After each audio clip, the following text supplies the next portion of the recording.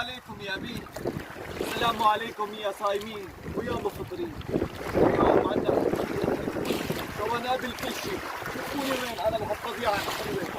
يا سبحان الله يا ما شاء الله. بس لا حدا يقول لي خدني معك ايوه.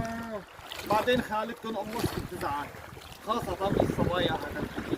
ايوه خلونا نبلش بالحدوته اليوم.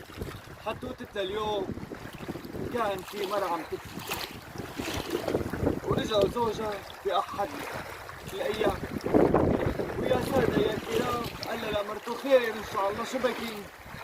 قالت له كنت فالتي شعراتي وقافي على هالشباك. ايه ولا شافوها اثنين من العصافير علقوا هذا الشبل وتنخرع الله. وهذا الزلمة اجا استغرب انه شو هاي المرة عفيفة نظيفة. ايه